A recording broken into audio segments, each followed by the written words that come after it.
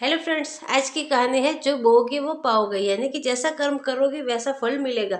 एक महिला जब भी घर वालों के लिए नाश्ता बनाती तो एक चपाती अलग से किसी भूखे के लिए बना लेती। वह उस चपाती को घर की गेट की सीढ़ी के पास रख देती ताकि जिसे भी जरूरत हो वो ले जाए। हर रोज एक बूढ़ा फकीर आता और चपाती को ले जाता।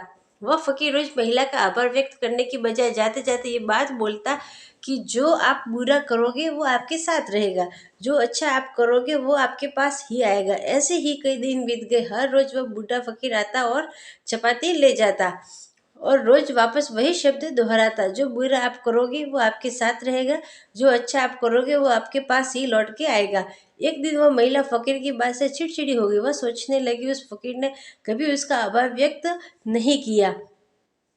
जो उसने बूढ़े फकीर के लिए रोटी बनाई थी वो उस चपाती को हर बार की तरह गेट के पास सीढ़ी पर रखने ही वाली थी कि उसके हाथ कांपने लगे।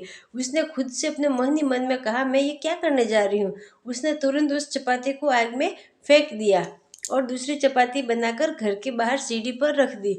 हर बार की तरह बूढ़ा फकीर आया और वापस वही शब्द दोहराए। फकीर को महिला के मन की बात का अंदाजा तक भी नहीं था और वह वहां से अपने रास्ते की ओर चल पड़ा। हर रोज वो महिला खिड़की पर रोटी रखती तो वह भगवान से अपने पुत्र की सलामती और अच्छी सेहत और घर वापसी के लिए प्रार्थना करती थी, जो कि अपने सुंदर भविष्य के निर्माण के लिए कहीं बाहर गया हुआ था। काफी महीनों से उसकी कोई खबर नहीं थी। महिला बस उसके घर लौट आने की प्रार्थना करती रहती। ठीक उसी शाम को उसके दरवाजे पर एक दस्तक हुई।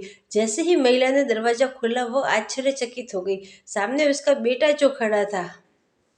उसके कपड़े फटे हुए थे, बहुत भूखा प्यासा था और पहले से भी बहुत कमजोर हो चुका था। जैसे ही उसने अपनी माँ को देखा, माँ ये चमत्कार से कम नहीं था, मैं आपके सामने खड़ा हूँ।